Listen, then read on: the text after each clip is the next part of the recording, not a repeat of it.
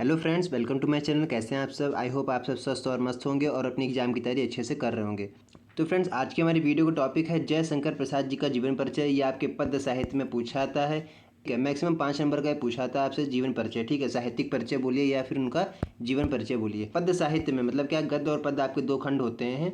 ठीक है, तो गद्य में आपसे 2 जीवन परिचय पूछे जाते हैं और पद्य में आपसे 2 जीवन परिचय पूछे जाते हैं।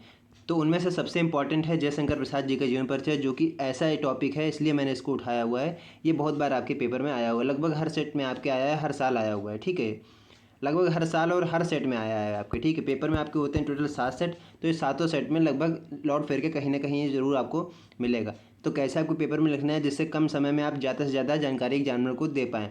ठीक है, और 5 नंबर भर का आपको कैसे क्या लिखना है आज उस पर हम लोग बात करेंगे। ठीक है, सबसे पहले हम लोग बात कर लें, जो आप लोग टॉपिक डालेंगे आपको कॉपी मिलेगी। सबसे पहले लिखेंगे जयशंकर प्रसाद, उनका जीवन ऑब्लिक साहित्यिक परिचय भी लिखना जरूरी है। अगर आपसे क्यों साहित्यिक लिखना जरूरी है, क्योंकि कहीं पर आपसे हेडिंग में दिया रहता है साहित्यिक परिचय लिखिए, तो आप जीवन परिचय भी वही और साहित्यिक परिचय भी वही हेडिंग डालकर लिखेंगे। तो इसलिए जीवन ऑब्लिक साहित्यिक परिचय आप लिखेंगे।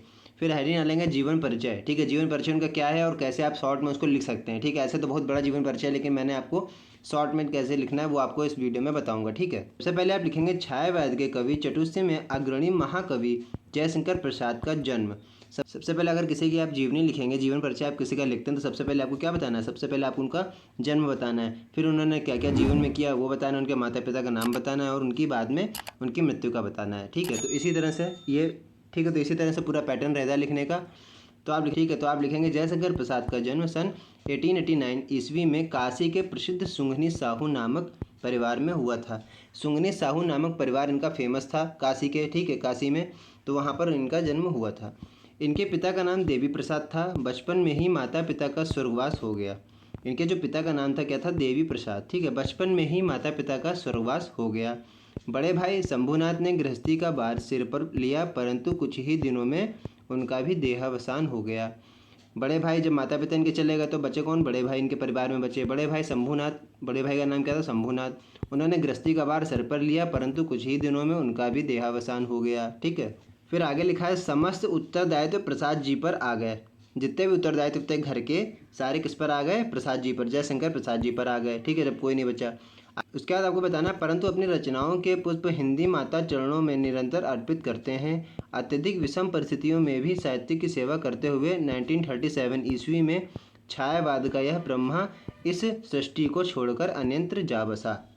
ठीक है, सारे इनके भाव, सारे इन पर जो है पूरी जिम्मेदारी आ गई थी, तो लेकिन अब भी तब भी अपनी रचनाएं कुछ इन्होंने लिखी। ठीक है, इन्होंने कौन सी रचनाएं लिखी, हिंदी साहित्य में अपना योगदान दिया है, वो नीचे भी रचनाएं मैं आपको बताऊंगा। ठीक है, उसके बाद क्या है, विषम परिस्थितियों में भी साहित्य की सेवा करते रहे। ठीक है, और जो 1937 में ईस्वी में क्या हुआ, इनकी मृत्यु हो गई। ठीक है, वही लिखा हुआ है यहाँ पर। ठीक, अब हम लोग देख लेते हैं इनका साहित्यिक परिचय। साहित्यिक परिचय में आप बताएंगे प्रसाद जी के काव्य में सौंदर्य एवं प्रेम के साथ मानवतावादी दृष्टिकोण है। साहित्यिक परिचय जो आपसे पूछा गया था, तो पहले तो आपने जीवन परिचय लिख दिया, फिर आपको बताना साहित्यिक परिचय। ठीक, इसीलिए मैंने आपसे ऊपर हेडिंग पढ़वाई थी जीवन ऑब्लिक साहित्यिक परिचय। ठीक है, प्रसाद जी के काव्य में सौंदर्य एवं प्रेम के साथ मानवतावादी दृष्टिकोण है। प्रसाद जी ने कुल 67 रचनाओं से हिंदी साहित्य में एक युग की सृष्टि की। अपनी रचनाएं कितनी लिखी? टोटल इन्होंने 67 यानी 67 रचनाओं की सृष्टि की है। ठीक है, फिर आगे पैराग्राफ चेंज करके प्रसाद की रचना चित्राधार में प्रकृति रमणीयता एवं माधुर्य के दर्शन होते हैं। प्रसाद जी की जो रचना है, ठीक है, प्रसाद जी की जो रचना है चित्राधार, उसमें प्रकृति रमणीयता एवं माधुर्य के दर्शन होते हैं। प्रेम पथिक में मानव सौंदर्य के प्रति जिज्ञासा का भाव व्यक्त हुआ है। ठीक है, जिज्ञासा का भाव व्यक्त हुआ। आंसू एक विरह काव्य है। इनका एक दूसरा काव्य है, वो है आंसू, आंसू नाम से। ठीक है, तो आंसू एक विरह काव्य है। तथा कामायनी में प्रसाद जी की सिद्धावस्था एवं आध्यात्मिकता का पूर्ण परिपाक हुआ है। ठीक है, एक इनकी जो विरह काव्य है वो है आंसू। ठीक है, विरह काव्य है ये। तथा कामायनी में प्रसाद जी की सिद्धावस्था एवं आध्यात्मिकता का पूर्ण परिपाक हुआ है। अतः प्रसाद जी का हिंदी साहित्य में योगदान सदैव अविस्मरणीय रहेगा। जयशंकर प्रसाद जी का हिंदी साहित्य में जो उन्होंने अपना योगदान दिया है, ठीक है, अपने जीवन काल में, वो सदैव अविस्मरणीय रहेगा। ठीक है, अब इनकी आती हैं कृतियाँ और रचनाएं। देखिए, जीवन परिचय आप लिखते हैं तो जीवन परिचय में सब कुछ रहता है। ठीक है, जीवन परिचय उनका है, साहित्यिक परिचय, फिर उनकी कृतियाँ, उन्होंने रचनाएं कौन कौन सी लिखी हैं वो आपको बताना पड़ता है, तब आपका पूरा कंप्लीट जीवन परिचय माना जाता है, तब आपको 5 नंबर पूरे मिलेंगे। ठीक है, तो इनकी जो कृतियाँ हैं या रचनाएं हैं, कृतियाँ या ऑब्लिक रचनाएं हैं, जो भी इनकी हैं, कितनी हैं? 9 रचनाएं इन्होंने टोटल लिखी हुई हैं। कौन सी है? पहला है प्रेम पथिक, दूसरा है झरना, फिर आंसू, आंसू एक विरह काव्य है, अभी आपको बताया था। फिर लहर, कामायनी, कानन, कुसुम, करुणालय, महाराणा का महत्व एवं प्रेम राज्य, ये इनकी सारी रचनाएं हैं 9 इम्पॉर्टेंट। ठीक है, तो ये ठीक है, तो ये कंप्लीट था जयशंकर प्रसाद जी का जीवन परिचय।